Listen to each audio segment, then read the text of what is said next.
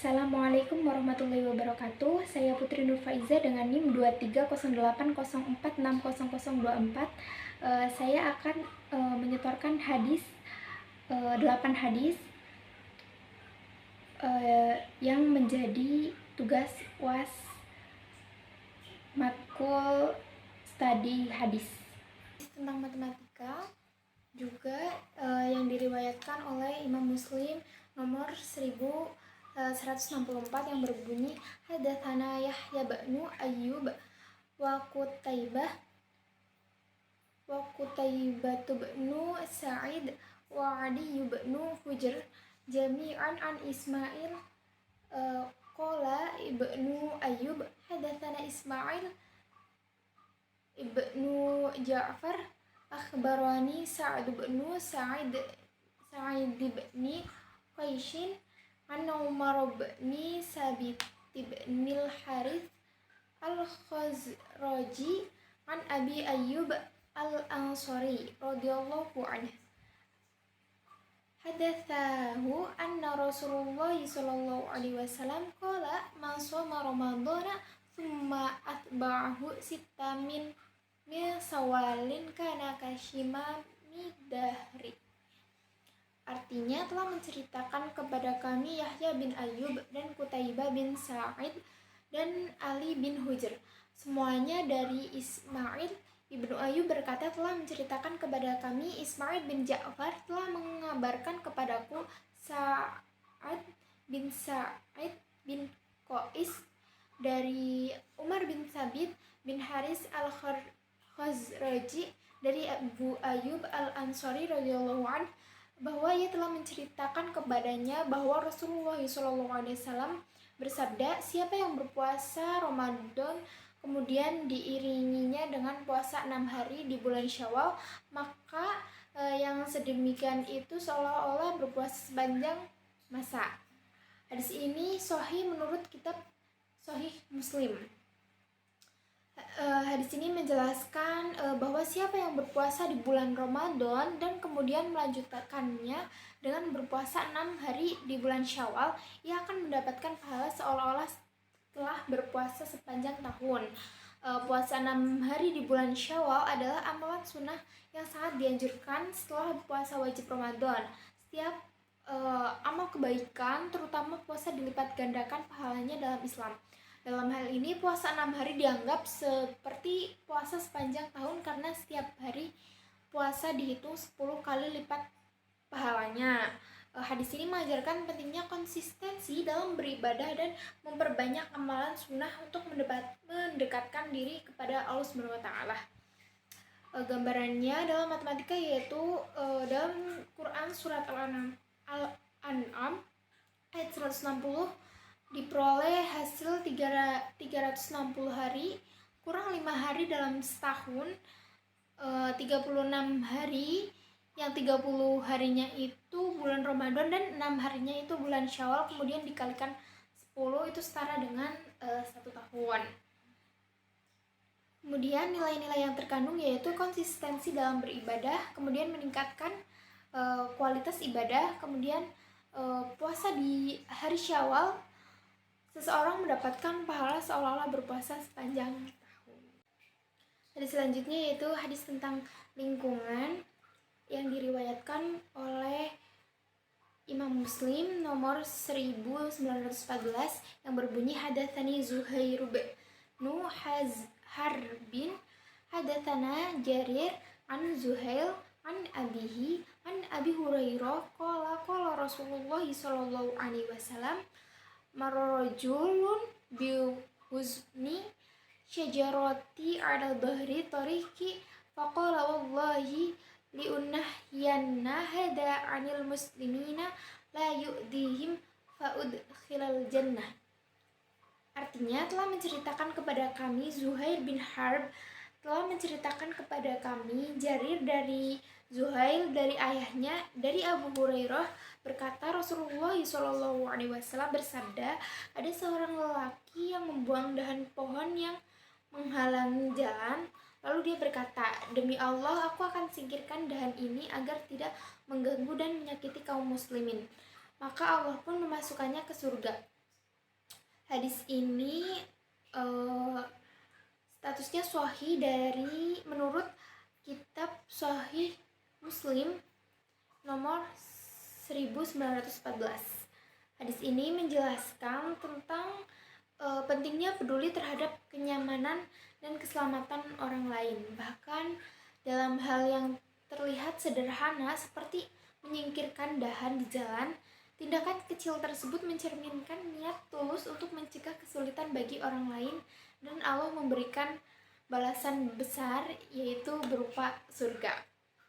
Kemudian nilai dari hadis ini yaitu kepedulian terhadap sesama, di mana tindakan sederhana seperti menyingkirkan dahan di jalan bisa membawa manfaat yang besar bagi orang lain. Hadis ini juga mengajarkan bahwa niat baik yang terlihat sepele memiliki nilai yang sangat tinggi di sisi Allah sehingga mendapatkan surganya. Kemudian hadis selanjutnya yaitu tentang hadis Aksa. Hadis ini diriwayatkan oleh Bukhari nomor 1043 yang berbunyi, Hadatsana Abdullah bin Muhammad qala hadatsana Hashim bin Al-Qasim qala hadatsana Syaiban Abu Muawiyah an Ziyad bin Ilaqah anil Mughirah bin Syu'bah qala kasafat asyamsu ala ahdi Rasulullah sallallahu alaihi wasallam yauma mata Ibrahimu faqala an-nasu kasafat asyamsu limauti Ibrahim faqala Rasulullah sallallahu alaihi wasallam inna syamsa wal qamar la yankasifani limauti ahadin wala lihayati fa idza ra'aitum fasallu wa da'allah. Hadis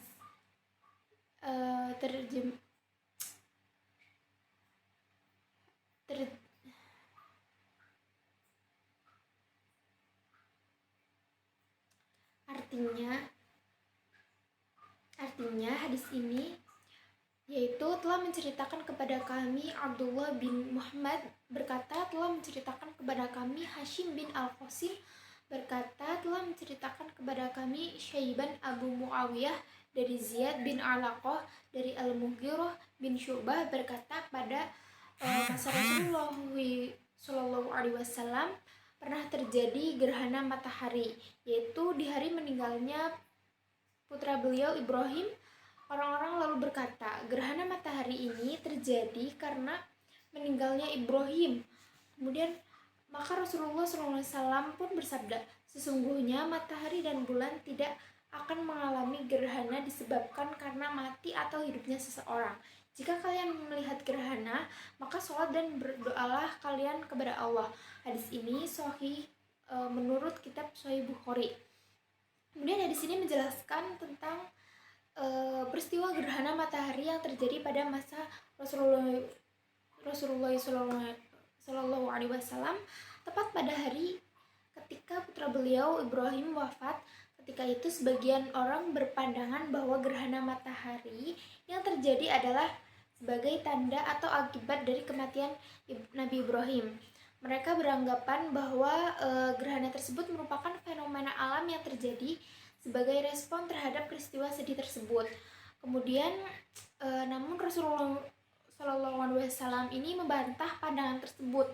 Beliau dengan tegas mengatakan bahwa gerhana matahari dan bulan tidak terjadi karena kematian atau kehidupan seseorang. Fenomena alam seperti gerhana adalah bagian dari hukum alam yang ditetapkan oleh Allah SWT dan tidak ada kaitannya dengan kejadian-kejadian spesifik dalam kehidupan manusia. Hal ini menunjukkan bahwa umat Islam tidak seharusnya mengaitkan peristiwa alam dengan peristiwa pribadi seperti kematian dan kelahiran atau kejadian lainnya. Rasulullah SAW pun juga memberikan petunjuk yang sangat penting dalam hadis ini, yaitu ketika melihat gerhana matahari atau bulan, umat Islam disarankan untuk melakukan sholat dan berdoa kepada Allah. Ini adalah bentuk ibadah yang diajarkan oleh beliau dengan tujuan untuk mengingat kebesaran dan kekuasaan Allah Subhanahu wa taala dengan serta berbagai cara untuk memohon perlindungan dan ampunannya. Nilai-nilai yang terkandung dalam hadis ini yaitu menjauhkan diri dari tahayul dan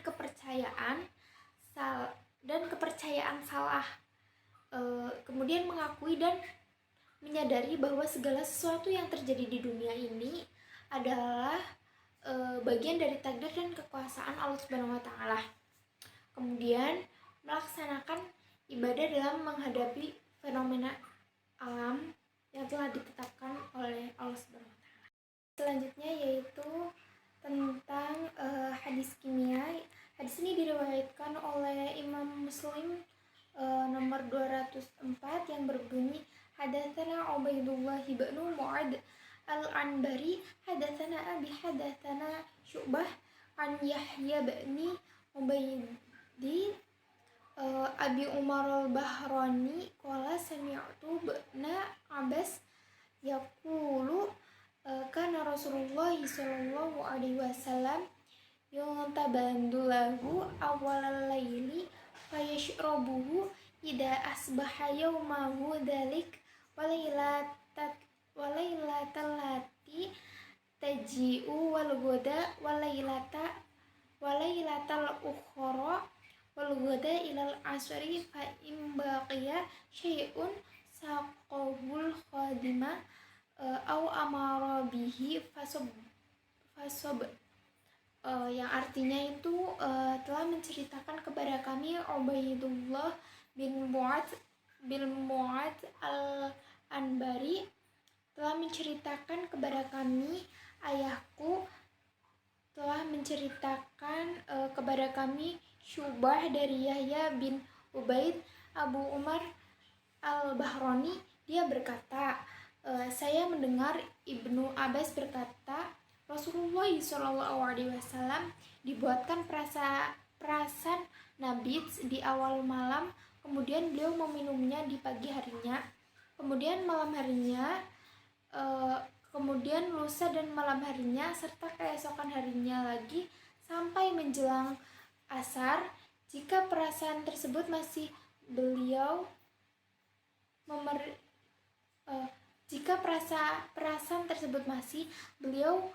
memerintahkan pelayannya untuk menumpahkannya atau menyuruhnya untuk ditumpahkan. Hadis ini sahih itu menurut kitab Sahih Muslim. Kemudian hadis ini menjelaskan bagaimana Rasulullah SAW mengonsumsi nabit, yaitu nabit tersendiri yaitu minuman yang terbuat dari kurma atau kismis yang direndam dalam air. Nabi Muhammad SAW tidak meminum nabit yang telah lebih dari beberapa hari disimpan karena minuman tersebut dapat menjadi rusak atau berubah rasa yang tidak baik untuk dikonsumsi. Jika masih ada sisa nabit setelah beberapa hari, kemudian beliau itu memerintahkan agar sisa tersebut itu dibuang. Jika nabit dibiarkan terlalu lama, ia bisa berubah menjadi asam atau bahkan terfermentasi lebih lanjut yang bisa menghasilkan alkohol yang lebih tinggi. Oleh karena itu, beliau memerintahkan agar sisa nabit dibuang karena kualitasnya sudah menurun dan tidak layak untuk dikonsumsi. Nilai-nilai yang terkandung dalam hadis ini yaitu menjaga kebersihan dan kualitas konsumsi demi kesehatan tubuh, kemudian kehati-hatian atau berhati-hati dan kebijaksanaan dalam memilih makanan dan minuman, kemudian menghindari hal-hal yang dapat merusak diri baik dalam aspek fisik maupun spiritual. Kemudian hadis tentang matematika yaitu hadis yang diriwayatkan oleh Bukhari nomor 3420 yang berbunyi hadatsana Ali bin Abdullah qala hadatsana Sufyan qala hadatsana Amr bin Dinar anna Amr bin Ausin akhbarahu anna Abdullah bin Amr bin Asi radhiyallahu anhu akhbarahu anna Rasulullah sallallahu alaihi wasallam qala lahu ahabbu sholati ilallah sholatu Dawud alaihi salam wa ahabbu siyami illa ahabbu siyami ilallahi siyamu Dawud wa kana yanamu nisfal laili wa yaqumu thuluthah wa yanamu sudusah wa yasumu yauman wa yuftiru yauman. Artinya, telah menceritakan kepada kami Ali bin Abdullah berkata, telah menceritakan kepada kami Sufyan, telah menceritakan kepada kami Amr bin Dinar, bahwa Amr bin Aus mengabarkan bahwa Abdullah bin Amr bin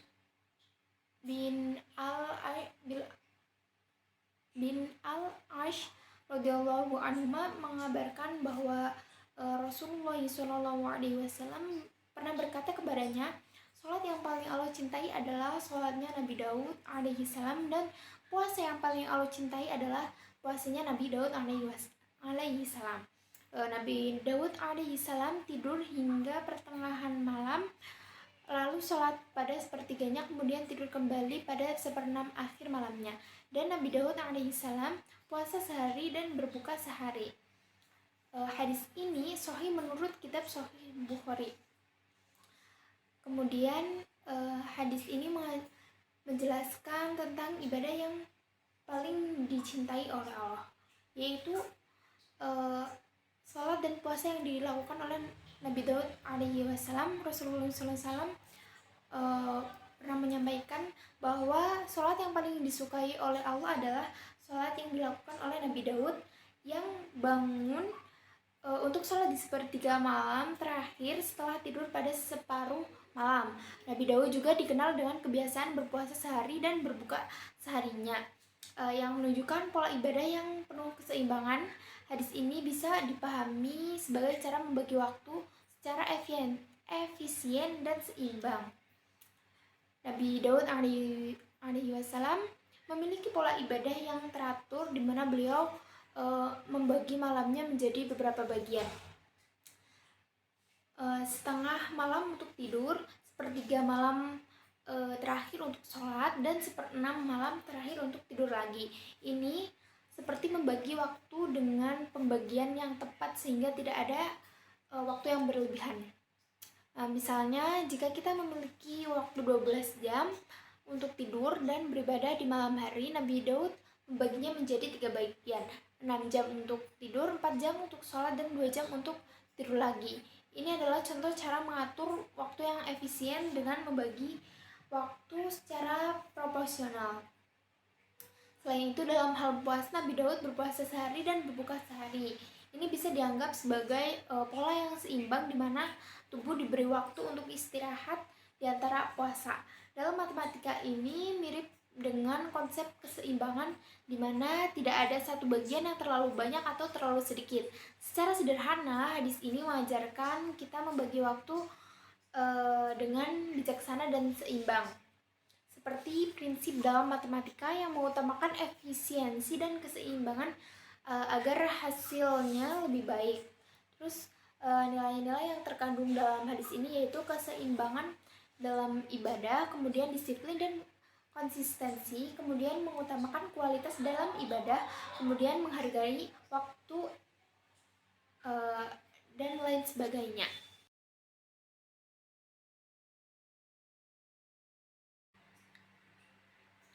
Hadis selanjutnya yaitu tentang tumbuhan, yang diriwayatkan oleh Bukhari nomor 2320 yang berbunyi, hadatsana Qutaibah bin Sa'id hadatsana Abu Awanah wa hadatsani Abdurrahman bin Mubarak hadatsana Abu Awanah an Qatadah an Anas bin Malik radhiyallahu anhu qala Rasulullah sallallahu alaihi wasallam, ma min muslimin yaghrisu ghursan aw yazra'u zar'an fayaqulu minhu tayran aw insanun aw bahimah illa kana lahu bihi sadaqah. Wa qala lana musliman hadatsana abanu hadatsana Qatadata hadatsana Anas an Nabi sallallahu alaihi wasallam, yang artinya telah menceritakan kepada kami Qutaibah bin Sa'id, telah menceritakan kepada kami Abu Awana, dan diriwayatkan pula telah menceritakan kepada saya Abdurrahman bin Al-Mubarak, telah menceritakan kepada kami Abu Awana dari Qatadah dari Anas bin Malik radhiyallahu an, berkata Rasulullah sallallahu alaihi wasallam bersabda, tidaklah seorang muslim pun yang bercocok tanam atau menanam satu tanaman lalu tanaman itu dimakan oleh burung atau manusia atau hewan, melainkan itu menjadi sedekah baginya. Dan berkata kepada kami muslim, telah menceritakan kepada saya Aban, telah menceritakan kepada kami Qatadah telah menceritakan kepada kami Anas dari Nabi Shallallahu Alaihi Wasallam. Hadis ini sahih menurut kitab Sahih Bukhari. Kemudian hadis ini mengajarkan tentang menjelaskan tentang pahala yang diperoleh seseorang yang menanam tanaman atau bercocok tanam. Rasulullah Shallallahu Alaihi Wasallam bersabda bahwa setiap muslim yang menanam tanaman, baik itu pohon atau tanaman lain, dan tanaman tersebut kemudian dimakan oleh burung, manusia atau hewan, maka hal itu dianggap sebagai sedekah atau sedekah bagi orang yang menanamnya. Dengan kata lain, setiap hasil yang dinikmati oleh makhluk hidup lain dari tanaman yang kita tanam akan mendapatkan pahala sebagai bentuk amal kebaikan. Kemudian hadis ini menunjukkan bahwa menanam tanaman bukan hanya bermanfaat bagi kita, tetapi juga memberikan manfaat bagi makhluk hidup lainnya. Dan setiap manfaat yang didapatkan dari tanaman tersebut akan dihitung sebagai amal jariah atau sedekah yang membawa pahala bagi orang yang menanamnya. Kemudian nilai-nilai yang terkandung itu, yang pertama pentingnya menjaga dan memberi manfaat kepada makhluk hidup lainnya. Kemudian manfaat sosial dan lingkungan. Yang ketiga yaitu menanam sesuatu yang bermanfaat seperti pohon atau tanaman. Kemudian menciptakan keberkahan yang terus-menerus. Kemudian menanam tanaman dalam konteks ini juga bisa dianggap sebagai simbol menanam kebaikan di masyarakat. Hadis ini menjelaskan tentang pendidikan. Hadis ini diriwayatkan oleh Imam Muslim. Kemudian hadis ini sahih menurut kitab Sahih Muslim. Hadatsana Yahya bin Ayyub wa Qutaibah ya'ni bin Sa'id wa bin Hujr. Qalu hadatsana Ismail huwa bin Ja'far an Ala'i an abihi an Abi Hurairah anna Rasulullah sallallahu alaihi wasallam qala idza matal insanu qata'a anhu amalahu illa min thalathah illa min shadaqatin jariyah aw ilm yuntafa'u bihi aw waladin shalih yad'u lahu. Artinya telah menceritakan kepada kami Yahya bin Ayyub dan Qutaibah, yaitu Ibnu Sa'id dan Ibnu Hujr. Mereka berkata telah menceritakan kepada kami Ismail, yaitu Ibnu Ja'far dari Al-A'la dari ayahnya dari Abu Hurairah, bahwa Rasulullah Shallallahu Alaihi Wasallam bersabda, apabila salah seorang manusia meninggal dunia, maka terputuslah segala amalannya kecuali 3 perkara: sedekah jariah, ilmu yang bermanfaat baginya, dan anak soleh yang selalu mendoakannya. Hadis ini menjelaskan bahwa ketika seseorang telah meninggal, segala amalannya terputus kecuali 3 hal. Yang pertama, sedekah jariah. Sedekah jariah yaitu sedekah yang terus memberikan manfaat meskipun orang yang memberikannya telah meninggal. Misalnya membangun masjid atau menyumbang untuk kepentingan umum yang dapat terus dimanfaatkan oleh banyak orang. Yang kedua, ilmu yang bermanfaat, yaitu ilmu yang diajarkan kepada orang lain dan dipraktekkan oleh mereka yang pahalanya terus mengalir bagi orang yang mengajarkannya bahkan setelah dia meninggal. Yang ketiga yaitu anak yang solih yang mendoakan orang tuanya. Doa dari anak yang baik dan soleh akan menjadi amal yang terus mengalir kepada orang tua yang telah meninggal. Hadis ini mengajarkan dari segi pendidikan ya. Hadis ini mengajarkan bahwa ilmu yang bermanfaat merupakan amal yang terus memberi pahala meskipun seseorang telah meninggal dunia. Hadis ini juga menekankan pentingnya pendidikan yang tidak hanya mengajarkan pengetahuan, tetapi juga ilmu yang dapat dipraktekkan dan memberi manfaat jangka panjang. Pendidikan yang ikhlas dan memberikan dampak positif bagi masyarakat dan terus mengalirkan pahala bagi pendidiknya. Selain itu, hadis ini juga mengingatkan pentingnya mendidik generasi yang soleh yang akan terus mendoakan dan meneruskan amal baik orang tua atau pendidik setelah mereka meninggal. Nilai-nilai yang terkandung dalam hadis ini yaitu yang pertama pentingnya ilmu yang bermanfaat, yang kedua mengajarkan ilmu dengan niat yang ikhlas, yang ketiga mendidik generasi yang soleh, yang keempat pentingnya warisan ilmu, yang kelima pendidikan sebagai bentuk amal jariah. Selanjutnya hadis tentang hewan yaitu yang berbunyi hadatsani Abdullah bin Muhammad bin Asma ad-Dubai hadatsana Juwairiyah bin Asma an Nafi an Abdillah anna Rasulullah sallallahu alaihi wasallam qala udibat imra'atun fi hiratin sajanat sahad hatta matat fadakhalat an-nar la hiya ad'amat saha wa saqat saha id hasabat saha wa la hiya tarakatha ta'kulu min khashashil ardi wa hadatsani Nasr bin Ali, yang artinya itu menceritakan kepada kami Juwairiyah bin Asma dari Nafi' dari Abdullah bahwa Rasulullah Shallallahu Alaihi Wasallam bersabda, seorang wanita disiksa oleh Allah pada hari kiamat lantaran dia mengurung seekor kucing sehingga kucing itu mati.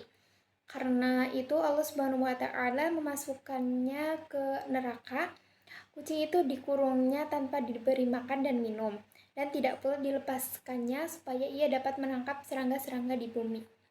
Hadis ini itu mengisahkan tentang seorang wanita yang dihukum oleh Allah Subhanahu Wa Taala karena mengurung seekor kucing hingga mati.